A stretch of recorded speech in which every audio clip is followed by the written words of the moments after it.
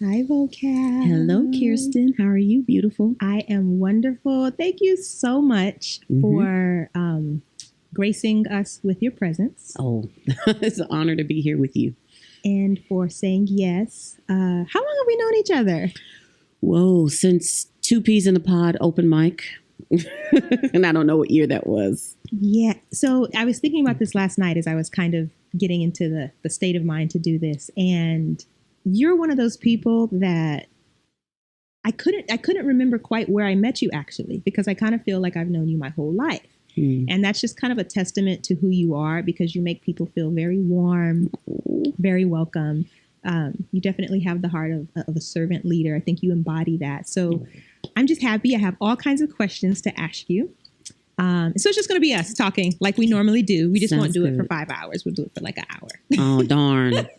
Like, y'all missing the other 4 hours, but you know, whatever. So, as we know, you are the Poet Laureate of San Antonio for the years 2020 through 2023. And so since we have an audience, everyone may not actually know what the Poet Laureate is. Right. Because it is Black History Month, I also want to make it a point and not diminish the fact that you are the first Black woman to ever hold this title in the city of San Antonio. So if you can just kind of tell us what the significance of that is, but also what the Poet Laureate is, because I don't think everybody really truly understands what it entails. Sure, no problem. So I just want to point out, first of all, that this woman created a private Facebook group and she advocated and said, who out there believes that Vocab should be the next Poet Laureate? Let's band together and make sure that happens. And because of her faith and her belief and her love and her elevating me with her platform, which I deeply appreciate, it contributed to me getting to where I am today. And I am sorry, but you know it's going to happen. So we should get the tears out of the way. Okay. Yes, that's why I say you contributed to it. I'm not going to, because if I tried to give you more credit, then you'd be like, no, you would deflect it. So I'm going to say you're a part of it. Okay. So it is an elected position. I'm a city official of sorts. And this has been going on for centuries. Poet laureates are given this title and they are commissioned to write poems for whomever. And as Amanda Gorman said, we are the poetic ambassadors. So we are ambassadors for poetry. We create literary initiatives. We encourage people to write, and we celebrate the literary arts in whatever form that just crosses our little minds to do so. And so that's what I've been doing since April 1st. I started before then, but April 1st of 2020 was when I started, and I will continue through March, 31st, whatever the last day of March is in 2023. Right. I will be doing that until then. And on the April 1st of 2023, somebody new will take the position. So, yeah. Right. And it's wonderful that you have, I almost want to call it an extra year, but it's really not extra. Have an extra, because of, the panini, the Panera bread, the whatever we were. The Panda Express. Yes. Because of all of that, you have an extra year of sorts. So what do you have planned for that extra, we're going to call it extra time coming back? So what I want to spend some more time focusing on, and I will definitely have an event at the Twig on April 7th. I want to spend some time on youth focus. Youth are my heart. I've worked at Juvenile Detention Center for 19 years, coming up on my 20th in December, or November, actually. November 19th is my anniversary date for my job. But I have always had a passion for young people and literacy, because I found poetry at a very young age, and it made all the difference in my life. And I feel like, especially middle schoolers, they're in that in-between phase of childhood and coming into adolescence. And if you can grab them right there and spark their interest with something, they'll take it and run with it. Yeah. And so, that's what I'm going to spend some more time with. So I'm definitely going to be doing more workshops. A lot of them will be free, and I'll just look for places in the city that want to bring me out and to bring young people in, and continue with the Echo Project, which is my signature initiative project that I've been working on, that I got funds from the Academy for. So that's what I'm going to do. Well, and the work that you've done with youth is like, it's so important because that age is integral to what kind of adulthood a person can grow into. There's like a fork in the road, and with the right guidance and direction, it can be, something that can blossom, or it can become sort of left by the wayside. So this is funny. I'm not even going to fake the funk. I was, we've been friends for a very long time, and I admire you and I respect you and I love you. Same. So I sat and made this list of questions, and I was like, ooh, it's going to be like a Proust questionnaire, but I want to go a little bit deeper. And then I was telling Gylan, this is silly. We're friends. So I shredded it. And then I woke up this morning and I panicked. I'm like, I need to put some questions down.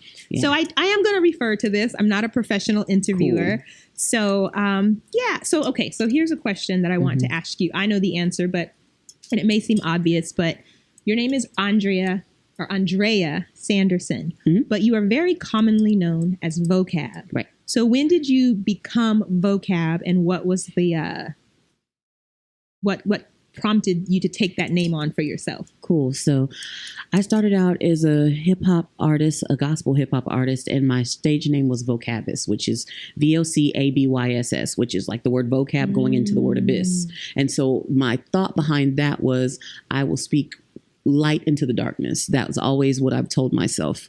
And then as I progressed, I started doing open mic poetry. So I started rapping around 98, 99. That's when I started rapping. And then I started going to open mics in 2001. And so around 2001, I was like, I should shorten this. I should do something with this. And I thought about it for a little bit because people were still calling me Vocabus. And I was like, I could make an acronym out of vocab. I'll just shorten it to vocab and I'll make an acronym. And so that's what I did. And a lot of people don't even know that vocab is an actual acronym. I did not know that. Yeah, because I lowercase it all the time because it's something that I know what it means. So it's important for me, and anybody who has my chapbook from way back in around 2004 is when I put out a chapbook, then they may know. Right. So yeah. So now I'm going to ask, because I like mystery. I don't tell everybody everything. But is it something that you want to share, or is it something that's for you only? I'll tell you. Yeah, okay. That's no problem. Vocally optimizing, capturing, analyzing, becoming spoken word.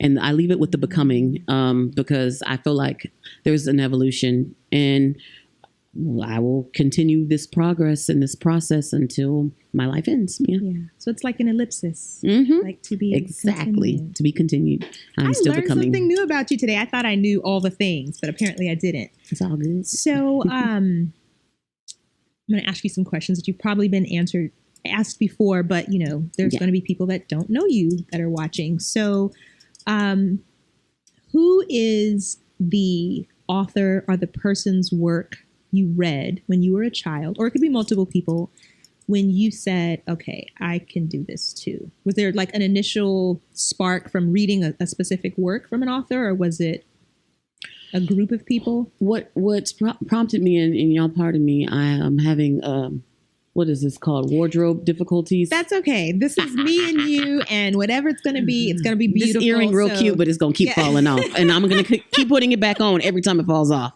So it'll be just like, well, Kirsten. Yeah. So right. So what happened is one night I wrote a poem, and I was like, I want to show this to my English teacher. And so the next day I got the gumption, the guts, what if you will. I'm so old school. I say words like gumption. We're word nerds. If y'all don't know, we're word nerds. So I will access old school words that people do not use anymore and just slap them on the table. Cattywampus. Cattywampus. I love that word. It. Okay. It's really good. It's a good shenanigans, and people have started using shenanigans again though, but they didn't for a while. Right. Anyways, okay. So I walked into Mr. Seidenberger's class, and I put the poem on his desk and just walked to my seat. I didn't say nothing. I just put it down, and I went and sat down, and I started doing, I think we were working on a test or something, but it was very quiet in the room. I remember no one was talking, and I was working on it, and he walked up to me, and he bent down, and he goes, "Did you write this?" And I was like, "Yes, I did." And he goes, "Do you know who Maya Angelou is?" I was like, "No." He's like, "You are going to be in Maya Angelou one day if you keep doing this." And I was like, and he was very adamant and very just convicted about what he was saying to me. And he's like, "I want you to go to the library and I want you to check out her books." And I was like, okay. And he kept checking with me. He's like, have you gone? Have you gone? Have you looked her up? Have you?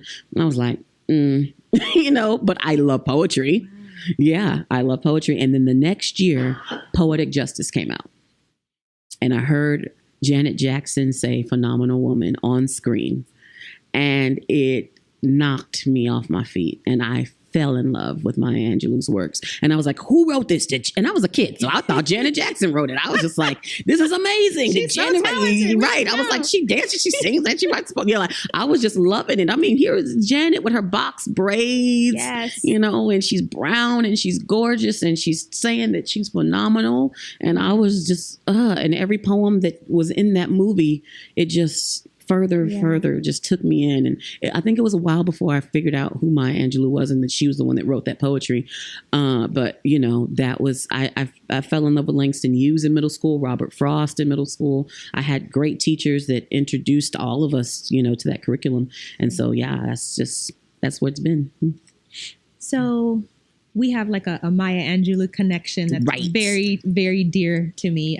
We got to perform together at a tribute, and that's a memory I will have forever. And it's crazy because, so y'all, if y'all are listening, this is our conversation, but I'm putting y'all in the middle of it. I saw it play out in my head before I ever asked Kirsten to dance. Because what happened was I wrote a poem about Maya, and I was like, who could do the dance for this poem? And I was thinking about it, and I thought I watched some footage of her as a young woman dancing, and it just reminded me of you. And I was like, I got to ask Kirsten. Yeah. And I was freaking out because I did not think you were going to say yes, but I could see you in my head dancing to that song or dancing to my poem. If you asked me to go to the moon and stand on one foot with the Oreo cookie in the left hand, I'd just be like, okay, it's going to work out. I don't know what's going on, but I will show up because it's make me sound like a cult leader.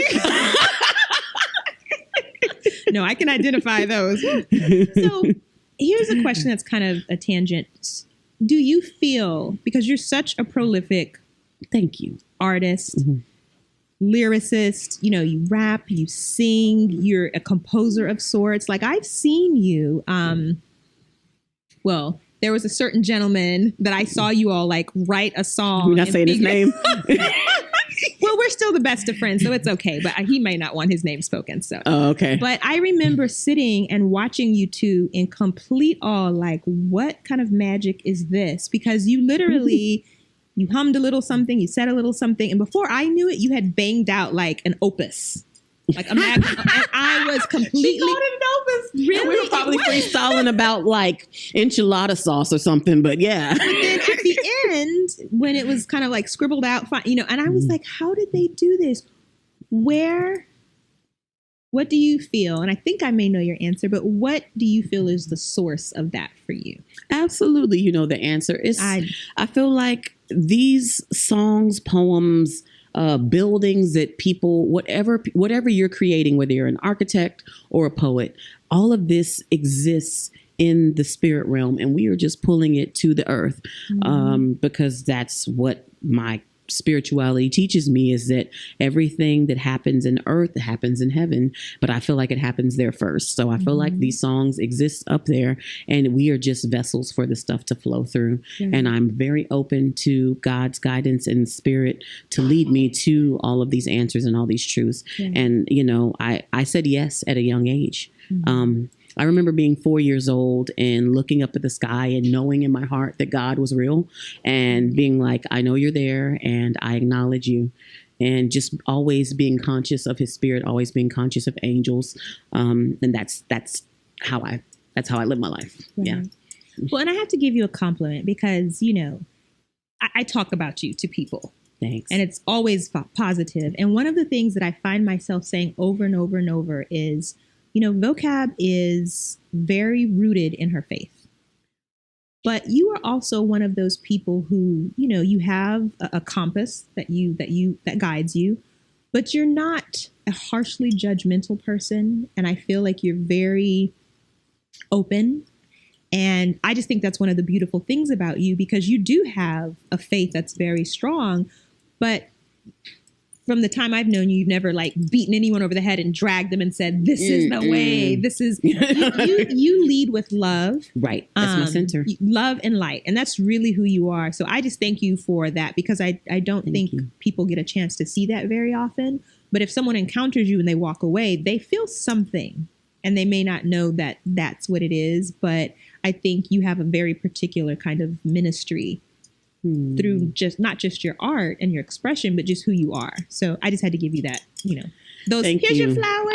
I'll take all those petals, all those flowers. I appreciate them. And I say the same for you. Love is your center. Whether you're correcting someone or you're a teacher, you're a teacher. Yeah, because people need to be corrected. They don't know. There's things. I follow a lot of your Facebook posts, and people say a lot of dumb stuff in your comment section. And then there's times when we're both just in other people's comment sections, and people have said some stuff. They popped off, and you're like, and in the most loving way, you correct. You do, and it needs to happen. And I'm not saying I want to learn from you. I feel like I can learn so many things. If you listen to Kirsten talk for more than like 30 seconds, she's going to teach you something.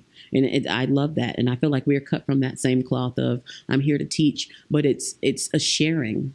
It's really sharing of knowledge more so than I'm talking at you or, making the world my classroom for 5 minutes. It's just, we're here to share. Yeah. It's very much sharing. I was just telling someone the other day, I'm always like, take this little information and run with it because someone shared it with me, whether it's like a business mentor or a 90-year-old woman, because, I love old Black women. Like I will sit at your feet all day long.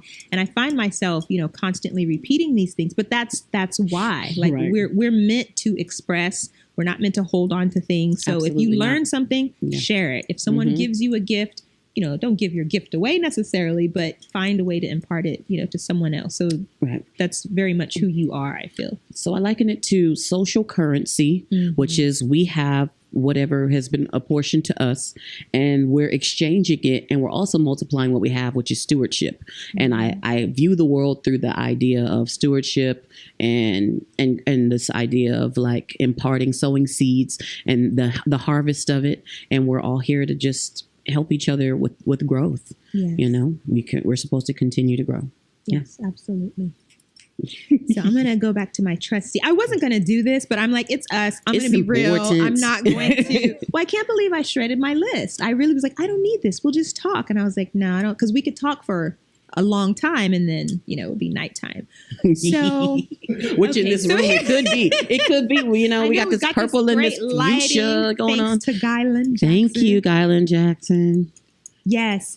Oh, yes. We should acknowledge some other things that are in this room that are beautiful. Absolutely. We'll get there. Would you like to, since you were at the unveiling? Right. So there is this amazing African-American artist that lives right here in San Antonio. His name is Caldrick Dow. And this is his piece, A Line in the Rose, that he recently unveiled at City Hall during a council meeting of sorts. And they were voting on like $1 billion bond that day. And he brought out this painting. And then right after that, myself and Jed Craddock backdoored that with Danielle Campbell-Steens doing a song called Action and Apathy.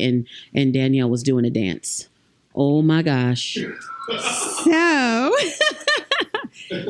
because you just said Mr. Caldrick Dow's name, this is a gift for you from the artist himself. So we're going to turn this around. There is... oh, snap. Thank you, Caldrick. And then there's a little something on the back. And there's some words on the back. Yes. Please accept this painting as a token of my appreciation for the love and dedication you put into your craft and for your many contributions to the art community. Your brother in arts, Caldrick Dow. Yeah. And it's Janelle Monáe. Favorite. I like that. Favorite. I love her. I saw her in concert once, and I didn't realize how tiny she is. She's like this petite. little... But this is the only artist I've ever seen do this. The crowd was, they were excited. Everybody was hype. And she literally did this. And everybody in the stadium or the arena, the theater, just got quiet. And then she waited and then she proceeded with her song because it was acoustic and she wanted to have the quiet so she could perform. And I was like, this little teeny tiny thing. We have someone entering the studio. Yeah. So I'm gonna try to focus my hardest. But this right here, and let me tell you one of the most significant things about this is that my best friend from childhood, Amina Brown, was in her video. Oh. And I didn't know until one day I was sitting there watching I was watching the video.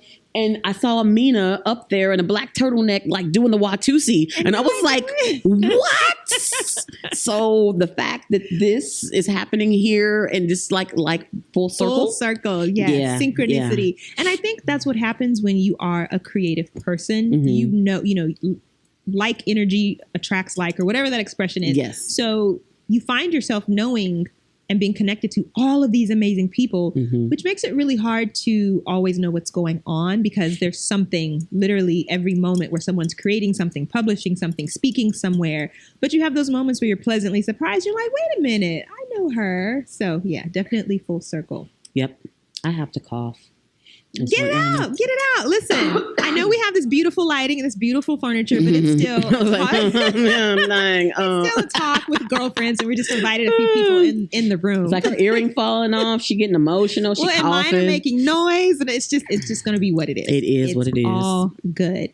On the way over here, I was having a conversation of like letting go and just letting things be. So that's what this is. We're just going to let it be. Right. It's fine. Let it be. So, another question. I know that a lot of people admire you and express that frequently, but I think it's also good to sort of give ourselves flowers. And I really want to know, what is the trait that you admire most about yourself? Like, do you feel is your strongest gift, or the thing that you most admire within Andrea Vocab Sanderson?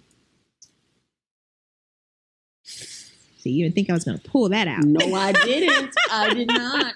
Okay, I will say that I think it's really cool that I can be a bridge for people that run in completely different circles. The whole idea of being malleable like the water, as Bruce Lee would say.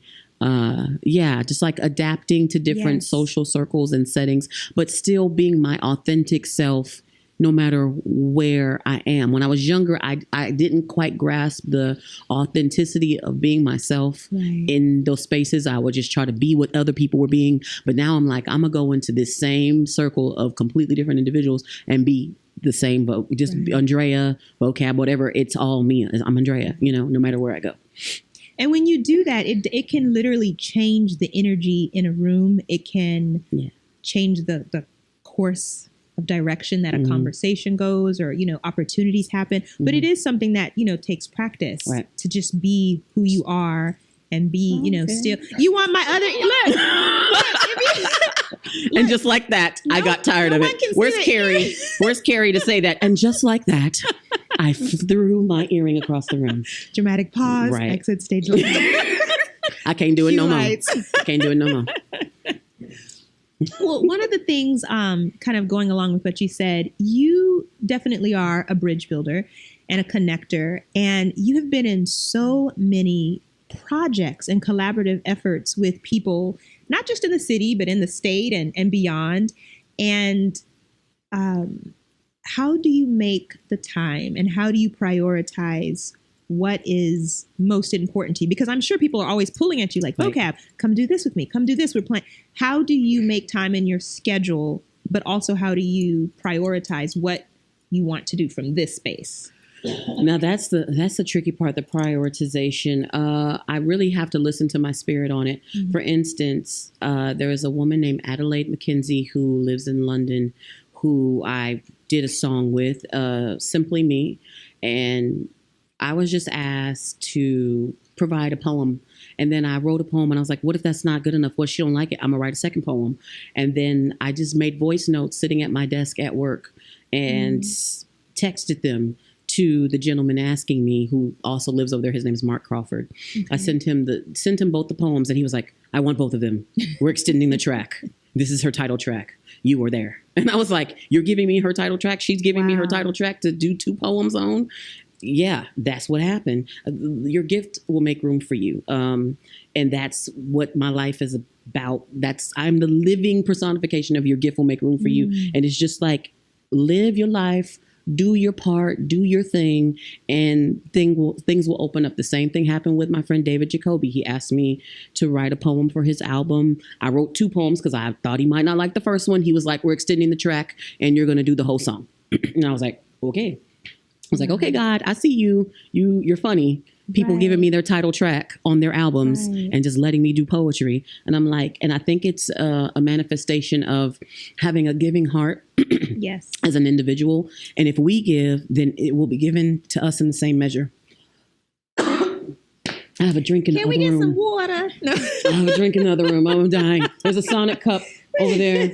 D-Wayne, you're the best. D-Wayne Good Visuals is in the background providing liquid refreshment and to the people. D-Wayne and I want to say D-Wade, and I'm sure he's heard that before. And I'm not going to do it, but it's really tempting. We don't want to give them any... This thing is going all kind of ways. But we sort of knew this would happen. It's all good. We're just going to... Yeah, let it be. But there's no money involved in this. We are doing this all loving each other. Yes, absolutely. Okay. The way it's going, I've never been But when you do post production, you can edit all that out. Yes. And if you want us, we can be prim and proper and reserved. But we already had decided ago. They know me. This is not how we were going to do it. We wanted. It's experimental, yes. So, you know me, so I'm like a little weird. I have kind of it may come across as eclectic. macabre, but it's not. Just a little eclectic. So, if you were to leave this earthly realm and to come back, as a person or thing, what would you choose to come back as? I think I want to keep this human card going, though, because I like being a human. Okay. I don't know that I'd want to stay in the U.S. Maybe, but I think I still want to be Black, though. Always, every day, all day, every day. I might throw in some mixtures of some other things, but one drop rule, right? Right. Nervous laughter, no. Right. Man, and geez, I just hope in the next life, I would want to be a musician as well as someone who, even if I don't sing, which I hope I could sing, but I would want to be a musician because I'm not in this life and I don't even try. People are like, you should play an instrument. No, I know my strong suits and I'm going to play to my strong suits, and I'm not going to put energy into that because I'm like, I could be spending energy on my strong suits instead of trying to pick up something else. I'm like, and don't I do enough? Can I do it? Can I stop? Right. Let me be. Let me be. Right. But I think, and I like that answer. I kind of thought you were going to say something along those lines. I think we live in a society that's like hyper media focused, oversharing, whatever that means. But there's also this pressure to be constantly productive. And then there's also the idea that everything you do has to be monetized because, of course, we live in a capitalistic society. And so there's an idea of like, well, if you do this, why don't you make a career of it? So my question for you is, you do so many things and you do them all very well. Thank you. But what do you do that's just for Vocab that you don't monetize, you don't get paid for it, and you just really, truly enjoy it? Because that's hard for creatives, I think, is to find that space where you're not like, oh, but I can package this and make it something. I mean, the only thing I can think of is like when I spend time with people that I love. And sometimes I cook when in those spaces for my friends, like when we have band practices and sometimes we just do a potluck, or I'll go to my mom's house and I'll cook, or I'll invite, someone over and we'll just eat together and things of that nature. I've seen the lasagna. There was like a lasagna thing going on a couple of years ago with you and like everyone was trading like pictures of their lasagna. Was that? Oh, that was enchiladas. Thank you. It was something with layers. Okay, enchiladas. Yep. And I was like, okay, there's something going on here. I don't know what it is, but I'm enjoying it because, I like food too. We called it Enchiladas Gate. Okay. Yes. And it started with one, I think making them, I don't know if I was making them for my mama. And then by me posting it, other people were like, I have to eat enchiladas within the next 24 hours. Yes. And so then they were making enchiladas, and I put a hashtag on it, and then it became a thing that people were doing. And then Glow was making enchiladas for like all the poets and things of that nature. So yeah, it was a thing, Enchiladas Gate. Yeah, it was around for a minute because I was scrolling. I'm like, why do I keep seeing pictures of enchiladas? And we know so many people in common. Influence. Like, what is that? But it's true. And that social currency you were talking about earlier. Yes. And I did it kind of like, I kept doing it just to see how many people were going to actually do this. And people were. They were, I mean, y'all, like, if you didn't follow, it was a thing. It was a thing. So can we make a deal? Yes. Next time you decide to start a gate of whatever dish, can I be looped in and can I make a vegan version? Yes, Will I be accepted? We can do that. Let's figure out what's vegan but also yummy, because and there's plenty of yummy vegan things. I can veganize it. And maybe easily. it could be a jackfruit enchilada or something. Okay, it's a deal. Or a mushroom enchilada. Y'all heard it here. It's do you happening. eat Beyond Beef? Not really. I didn't think so. You don't look like a faux meat girl. Yeah, nah. I need the just, it's funny because people often ask like, well, why do vegans want things that taste like meat? And I certainly understand why people do, because if you grew up eating something, your taste buds are acclimated to it. There's feelings, there's memories. But I've just never been like a big meat person to begin with, even before I went. So I'm like, no, I don't try to recreate it too often unless I'm cooking for other people and I know that they want those flavor profiles. So, and she can get down in the kitchen, FYI. Listen, when you said food, I'm like, oh yeah, I can identify with that. I like to cook and eat and feed people too. Let me see. What do I want to ask you?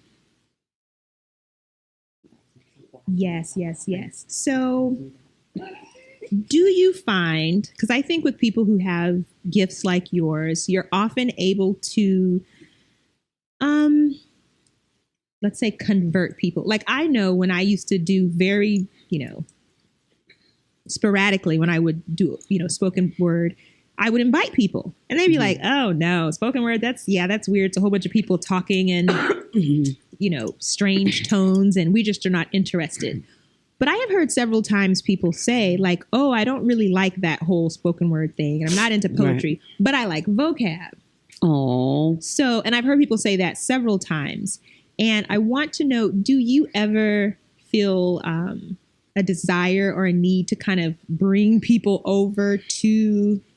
I am the type, so not that I get into the zodiac like that, but I am a Sagittarius. And Sagittarius, our minds are like, everybody needs to do what I do.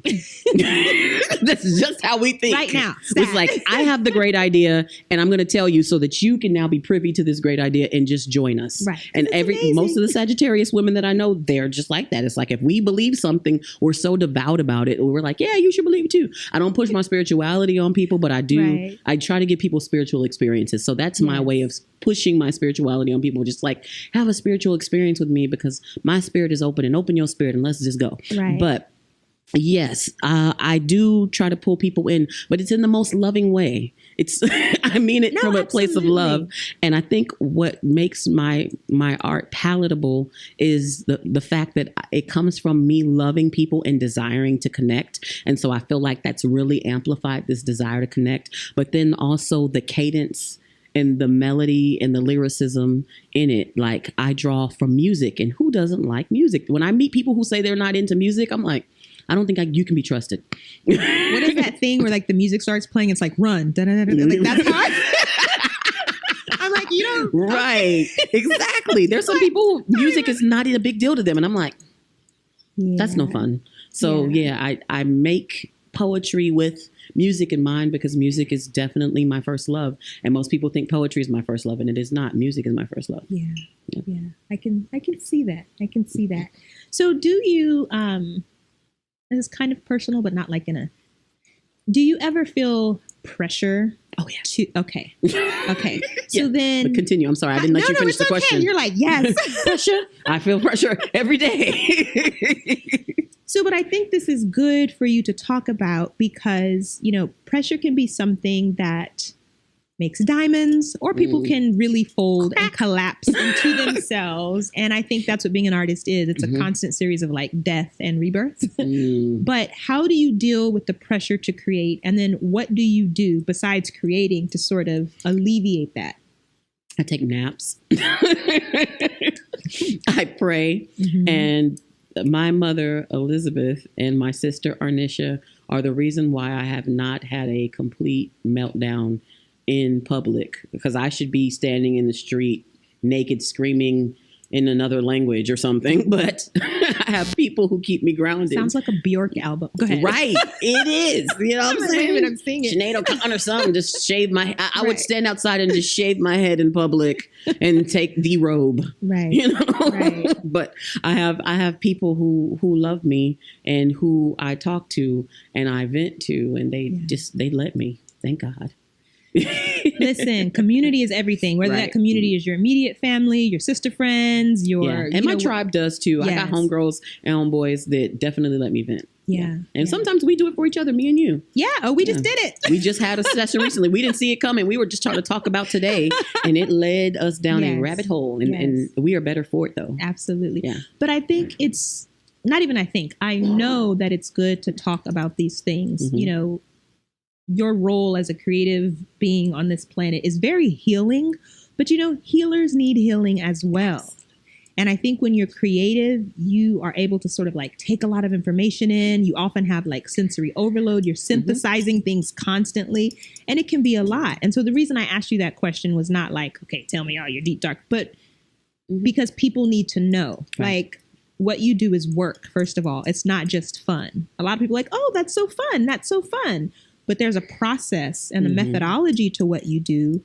And there's really, art and science overlap. People tend to kind of separate them, but they're very intertwined. So you're very much a scientist in certain ways because of how you approach your work. Like I've talked to you before when you are like, especially because you're up late at night, and I've talked to you and you're like, oh, I'm putting this program together, or I'm, writing notes out. You're constantly creating, and that's a lot. It really is. And I'm an empath, so I draw energy from the people that I'm dealing with. Mm-hmm. And if I feel like there's some energy that I don't need to be around, or it affects me really badly, like being around people that are really negative, or people who are full of anxiety, or people who are going through some stuff emotionally or whatever, I have to really get into a space where I pray it off. I sing it off. I worship it off. I get it out, cleanse that space in my heart, and tap into a space where I'm not dealing with that, because that's the only way I'm going to get through. And what do I say? I have negative habits. I have plenty of negative habits. Like one of my negative habits that I truly indulged in, and I had all the reason to, because I justified it, was just spending way too much money just buying things. Retail therapy. We've all done it. And it was, no judgment. And it was bad. No, it was bad. Like I had to put a rack in my room.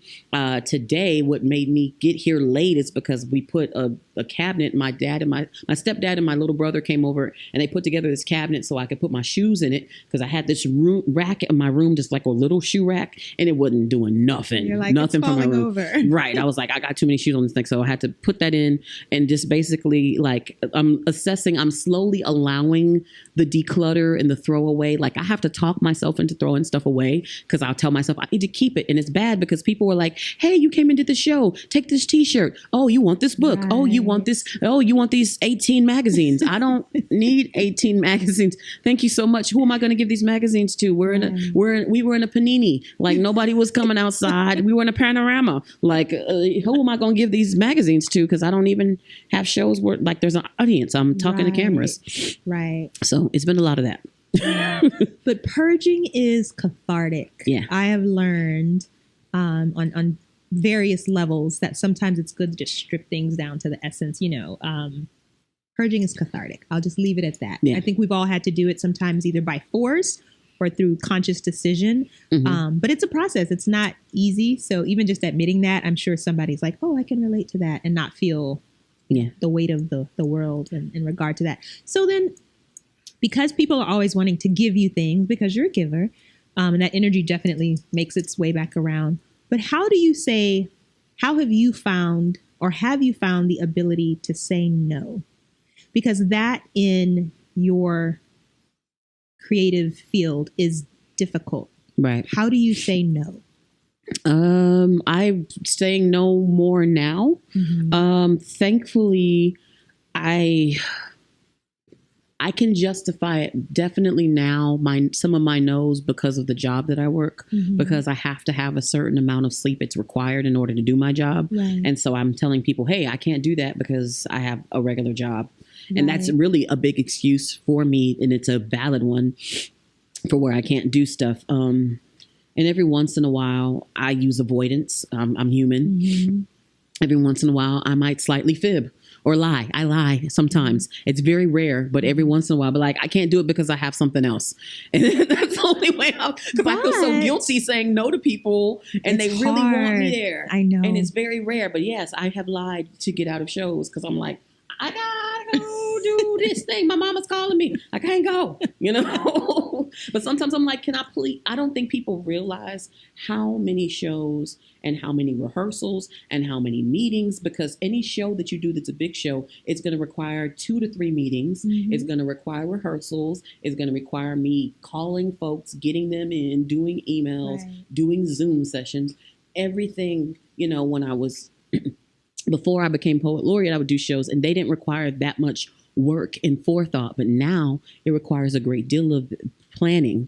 And so I just have to, but I also am a human being with needs and desires and family.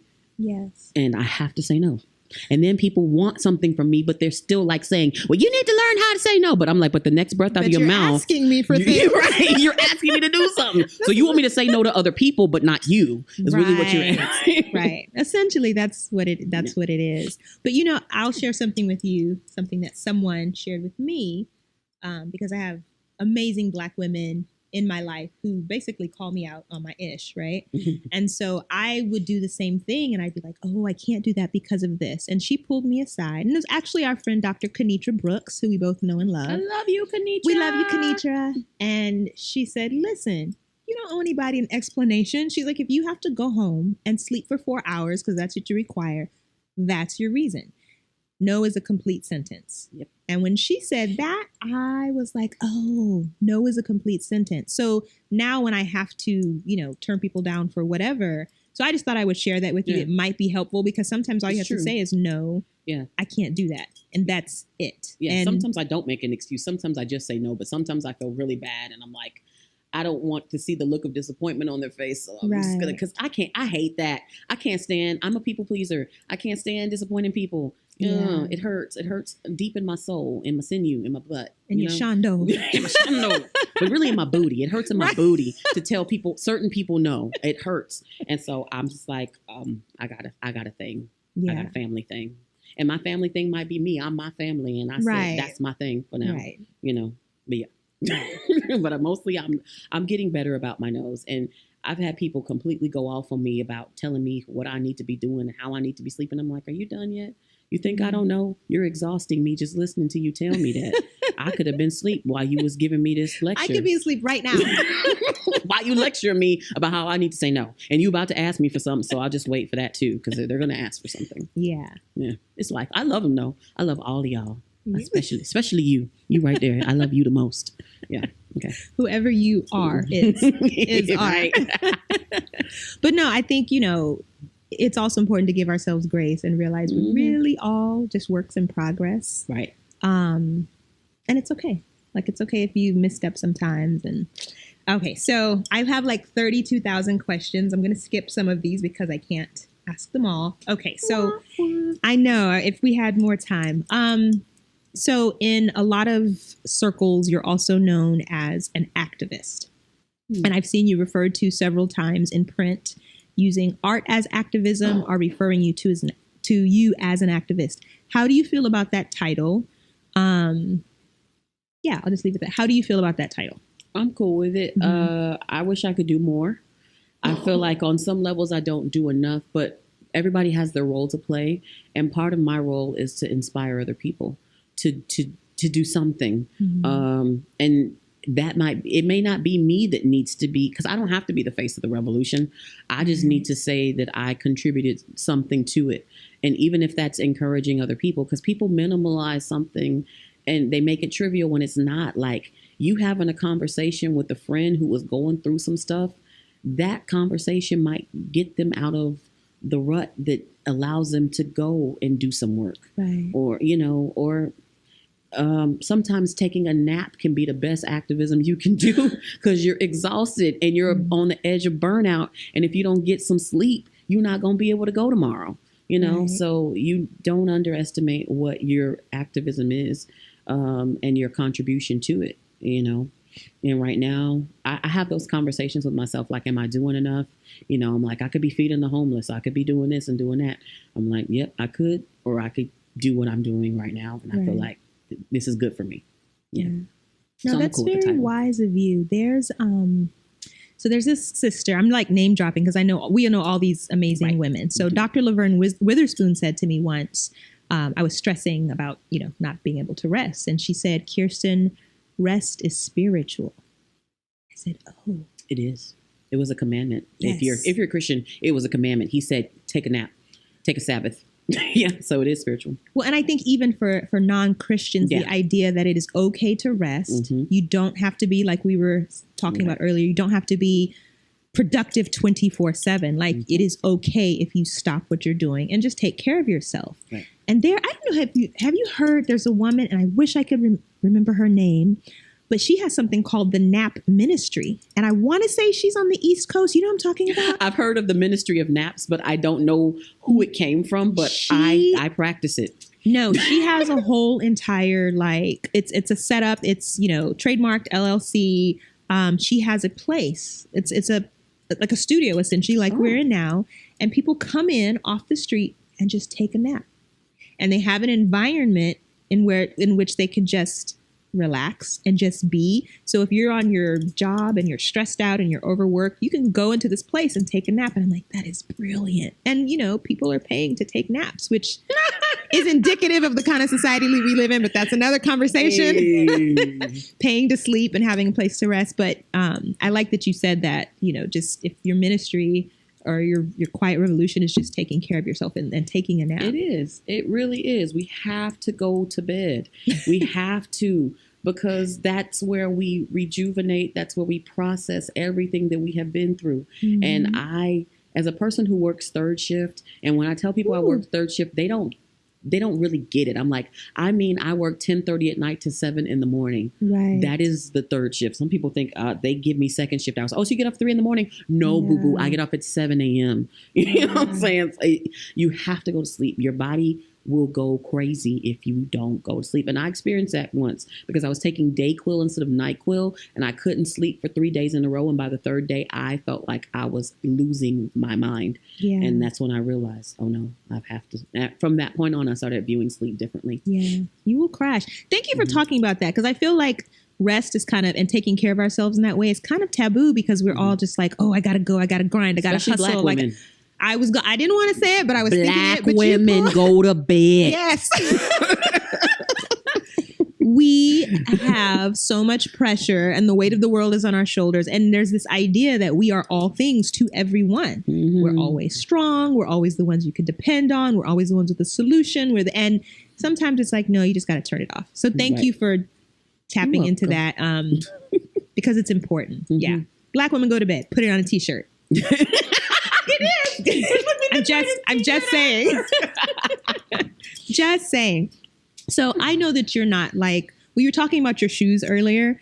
And the reason why I'm asking this question, because I don't feel like you're like a hyper-focused materialistic person, but I want to know, like, what is your most treasured possession and why? Like, what thing do you have that means a lot to you, and why?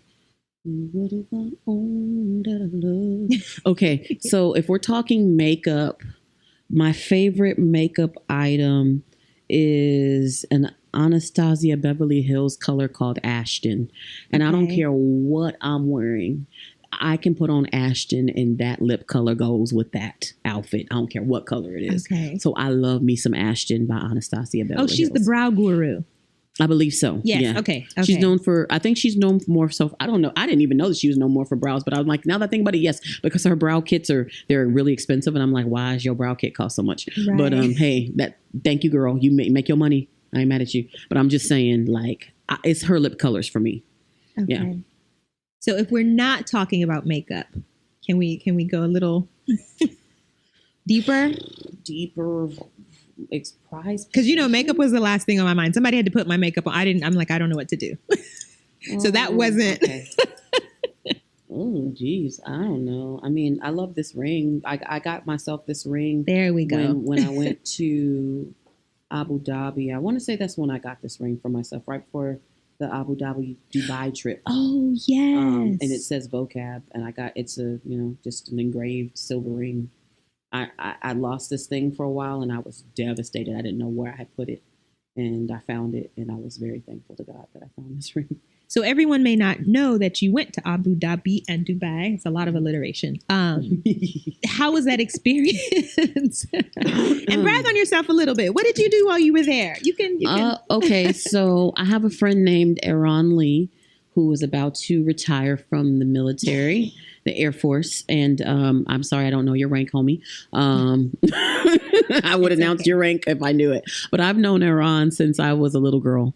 And he wanted some entertainment, and he also knew that he had started a poetry group with the troops over there. Poetry group with the troops. Over in Al Dhafra Air Force Base. And so he had us flown out. And we got flued out. We got paid. We went to Dubai for a few days to chill. And then we went to the military base and we did workshops and performances. And it was a beautiful trip. It was really fun. It was hotter than I've never experienced the type of heat that I experienced. And I didn't know that I needed to drink more water. And I probably could have died from freaking dehydration. But hey, I figured it out and I got some water and I didn't die. And you lived and you're here. I lived, I'm here. But I've heard that though. People who go to Egypt is the number one. They're like, oh my goodness, all I did is sweat and drink water. And then throughout, various regions in the Middle East, which is why I won't be going. No, don't do it. Don't do it. Because I pass out. Right. And I didn't know, no one told me, like, you need to be drinking 13 bottles of water a day. Yeah, basically. I couldn't fathom drinking 13 bottles of water for any reason whatsoever. It's like that. I would die having to drink that much water. So I just won't go back over there. So where do you want to go that you don't have to drink 13 bottles of water? Like when you envision yourself 5 years from now, because this, everything that's going on right now is opening up future doors for you that may not even be aware of yet. Where would you like to perform? Is there a specific city or a venue or a stage? Like I know some people are like, oh, I want to make it to Carnegie Hall, or, oh, I want to make it to, whatever city. What is that for you? Or where is that? I don't know if I necessarily need to perform there, but I definitely want to go on a Mediterranean sea cruise. And I just want to go see Greece and all that yummy stuff over there. And I'm going to, within the next few months, I'm going to go ahead and do my 23andMe or swab my cheek and send some DNA somewhere. And I'll figure out where my people's is from. And then wherever that is, I want to go there too. Like the biggest percentage on my list. I'll figure out where that is and I'll go to that country within the continent, Do you have a feeling? Because I remember before I did mine, because I did mine like 10 years ago, right when it was all, we have a mutual friend that sent links out to everyone. I don't know if you remember that. And was like, take this test. Everybody needs to know. And so I took the test and I was like, oh, the funny thing is I kind of had an inclination. And when I got my results, it confirmed that for me. Do you feel connected to any particular country in Africa? Like, is there like a resonance there that you just... Okay. I have no idea. So it'll just be a grand surprise. But I will pray about it and see if something comes to me first. Right. I have a country in mind that keeps going off in my head. I'm like, what? Is that where it is? Is that where my people are from primarily? But yeah, I'm going to write it down and then maybe I'll text it to you. Okay. And then after I do I'll see if it's. But I have no idea. Okay. So I guess this kind of goes into, we're talking about like taking care of yourself and relaxing. So do you have a regimen of sorts of things that you do to unwind, to decompress, to unplug, besides the naps? Because naps are great. I didn't discover naps until like, I was like maybe 38, and that's been some years. And I was like, oh, this is wonderful and magical. But I feel like we still need to have other things or activities. So what do those things look like? Like, do you go on like a catamaran? Do you kayak? I'm just being silly. No, you don't do that stuff. Something that I like to do, I like to go on dates. Yeah. Dating. You didn't think these were going to be vocab answers. In the these studio. are my answers. Yeah. Yeah. Because most people who know me, they're like, they can't pinpoint seeing me out with dudes. But I like to date. I like to go on dates. I like music with all of my soul. I just need some good music. I love going to concerts. Music is everything to me. It's one of the really, besides my sister's love and my family's love, that's the only thing I need is a freaking good concert. Yeah. So that's what I really love to do. So your answer was funny and we all laughed a little bit, but I have to say this. It's Black History Month. We're talking about all things Black. I mean, by default, that's where things are going to land anyway. But I have to say that, you know, as Black women, I think a lot of what we do is, you know, you go on a date, you like someone, and then you're like, well, that's probably going to be my person. And I think it's really, Black women, it is okay to date. You don't have to marry everyone. Right. You don't have to be in a committed relationship with it's okay to just date. Enjoy yourself. Flirt. Just let it flow. Be cute. You know, because what I've discovered, I see there's some women in San Antonio that really know how to dress. They some baddies. They be stepping out, y'all baddies, okay? And I'm just like, I just want to be cute. And I want to put on a cute outfit. And I want to sit across from a dude and make, you know, faces and be cute. Like, and talk to them. And that's okay. You know, and that's good for me. Yeah. You know? No, I think we have to give ourselves permission to do that because I find myself in conversation a lot with women that are like, well, I met someone and we're going on a date. And I met someone else, but I can't go out with that person. And I'm like, but you just met that person. So go on that date. I'm not like that. And I'm like, oh, you'll learn. Right. It's okay. Yeah. You know? And I'm not dating like several people right now, but if I wanted to, I could do that because I'm grown. But I'm just saying like, we're getting hand signals. And the reason why I say that is because like, I'm not going to really date people that are in this scene, you know, right. So you might not see who I'm talking to and who I'm dealing with and whatever. But aside from that's me cutting off that whole vocab thing and you just being Andrea. Yes. And like being my, you know, that part of myself, because I'm not going to bring all my sensuality and yummy gooey in. Some people might think that if you think I'm sexy, thanks. I appreciate that. But when I'm operating in this realm, I don't see myself that way. I really just don't. Right. So I see myself as charming and likable. Absolutely. And you are. Thank you. So I go on dates. Yeah. I like that. Some sister out there needed to hear that. So thank you for saying that. That was good. Too. If brothers are watching, what up? Gender fluid, what up? Non-binary, what up? Go on a date and be happy. Yes. So we just got hand signals. Yes. Because I'm not a professional. So I'm like, what are we doing? What's going on? That means we have 10 minutes. We have 5 minutes. Okay. So, what projects do you have coming up on the horizon that absolutely everyone needs to know about? Like it's a must. Well, if you haven't heard the word, I put out a song for Black History Month with my friends David Jacoby and Yvette Hardin. It's called Free to Be Me and unapologetically in parentheses, but Free to Be Me unapologetically. It is our love letter to the Black community. It's our love song to the Black community. And yeah, be free to be yourself and, you know, stop apologizing for it. Stop that. You can walk in love with people and you can be patient with people, but you can also be yourself. Absolutely. Right. So that's that. I hope y'all stream that song. We go by Daytime, Daytyme. I was supposed to share it and I didn't. I'm going to share it when we finish this. And it's cool. If you check out the Spotify playlist, that song is on the Spotify playlist. We made the dopest playlist. And it's so funny because when you sent your selections to me, I did like a cursory glance, but I didn't go and listen to each one. And I already have a list of songs that I just love. And I can just put, you know, it's like 100 songs and I can just cycle them through. And then when it ends, I start it all over again. And so we both had a soul to soul selection on there. We both had some Caribbean, you know, Afro-Latino influence. We both had reggae. So it was just nice to see that commonality. And we didn't put Chan Chan on there. And I know when you saw it, you were like, ooh! Seriously, I got up, I turned it up, and I salsa'd around my... And then I was like, okay, I'm by myself.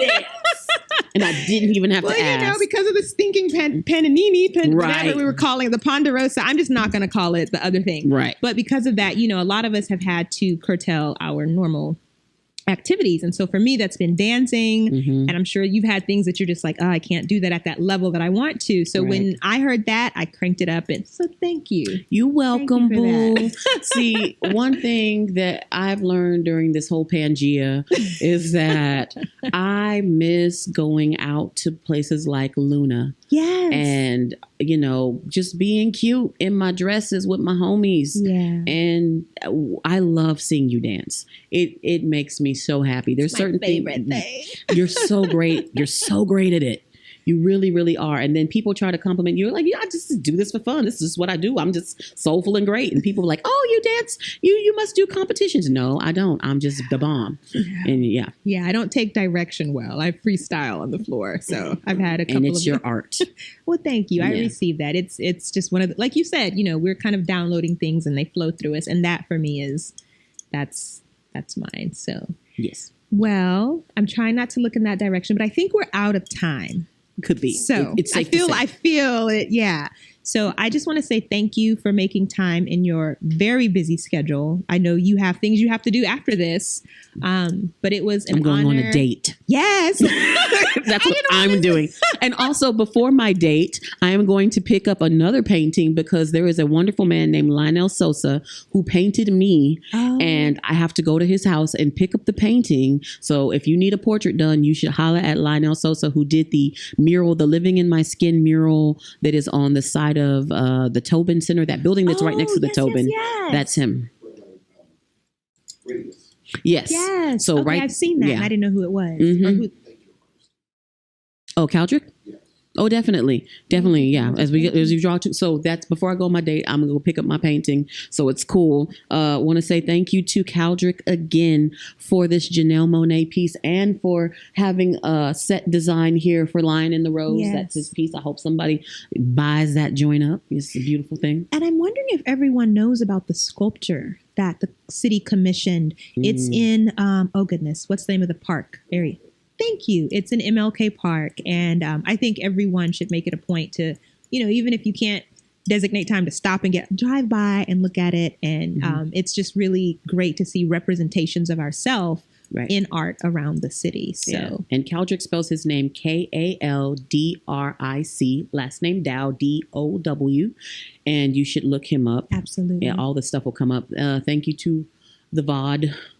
Yes. Thank you. Oh, I know. I was going to say VOD pod. I started with the VOD. It's like you have the vid, you have the VOD. You know what I'm saying? She's Yes. going to do it. That's her job. She hosts. I was just helping her out. well, yes. Special thanks. I'm going to call out his first and last name, his government name, Gylan Jackson. Thank you so much. Gylan has been trying to get me, however long we've known each other, to sit down and do something like this. And I'm always running away. I'm like, I don't want to be in front of the camera. I like being behind. But I'm so glad because I pretty much said no until he said, how about Vocab? I was like, yes, let's do it. So thank you, Gylan. Thank you, Vocab. Thank you you. are a treasure to your community, to everyone around you. And I think I speak for everyone when I say you are loved and appreciated and respected by many. Thank So, you. thank you. Blessings. I love you. Yes, But on my I heart. love you too. Me and you must never part. My dear. Oh, what you think about this movie? We can cut it Are now. we- I can ask you about the movie. It's a wrap. about the musical version of the color. I have so many thoughts on it. I have, woo. First of all,